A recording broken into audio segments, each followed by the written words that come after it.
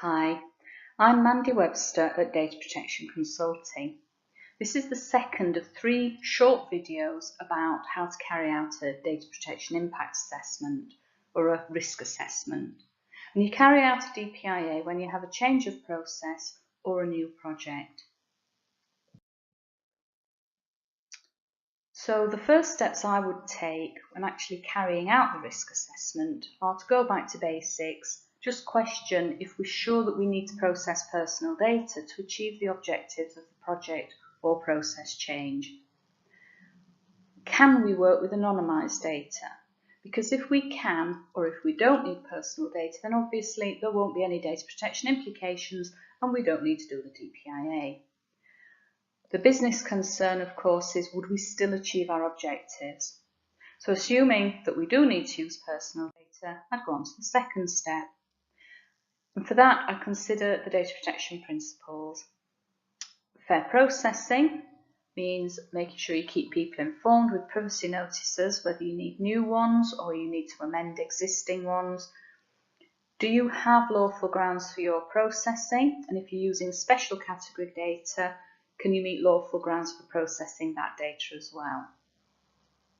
Purpose limitation means that if your privacy notice does not cover your proposed processing purposes of the new project or process change, then you're going to have to get the consent of existing data subjects. Data minimization means only holding or collecting the data that you need for the purposes for which you're processing them. It also means thinking about how many copies of the data you're going to have and who's going to have access to it. Ensuring the accuracy of the data applies particularly if you're collecting new data, it's a new data set. How will you ensure the accuracy of the data that's being recorded? But if you are using an existing data set and migrating the data, again, how are you going to ensure that the data isn't corrupted and that it's accurate? Storage limitation, data retention. The key consideration there is the purpose for which you're processing the data, because that will dictate how long you need to keep the data for. And you would also consider the security aspects. How are you going to ensure the integrity and confidentiality of your records? Then I would look at what I've called here the logistics. Are you going to be doing any data sharing with third-party data controllers? Because if you are, again, you need to think about security in relation to the transfer of that data.